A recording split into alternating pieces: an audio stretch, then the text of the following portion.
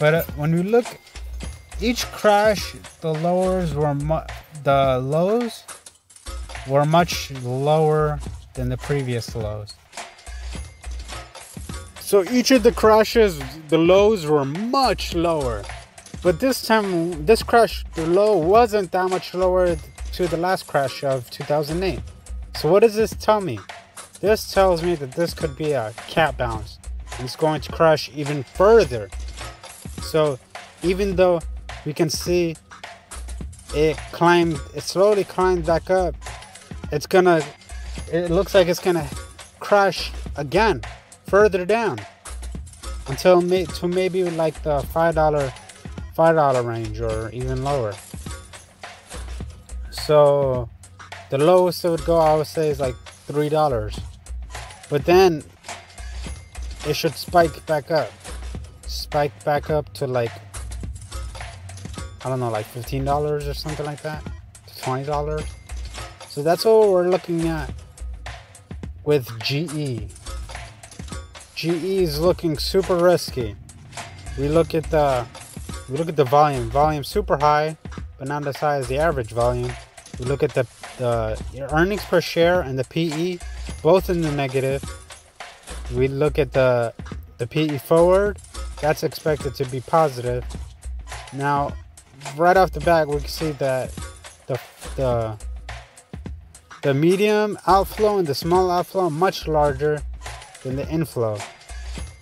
And when you look at the news, there doesn't seem to be any major news with GE in the short term.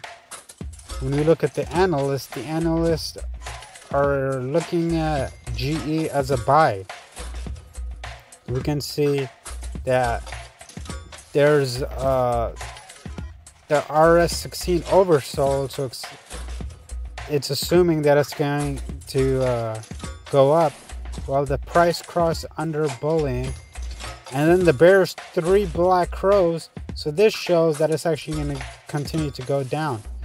We look at the current price at $9, the lows at $6.60, the average at $12.61, and the highs at $36. And we can see, actually, when you look at the support and resistance analysis, we can see that the supporting line and the resistance line shows a downward trend. So this is not good news when it comes to GE. Now, when you look at the financial forecast, we can see that the earnings per share is looking in the downtrend, revenue looking like it's in the downtrend, net asset value in the downtrend, balance per share in the downtrend, the cash per share in the downtrend, capital expenditure. This company is garbage. That's what I gotta say about GE. Don't look at the return on asset percent, garbage. Return on equity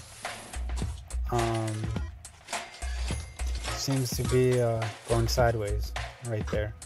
I would look at the net income, Q3 2018, very bad. That's why it crashed so hard. It's barely making a profit. Huge liabilities, too many liabilities. The financing in the downward trend. The only good thing this company has going for it is the operating cash flow and then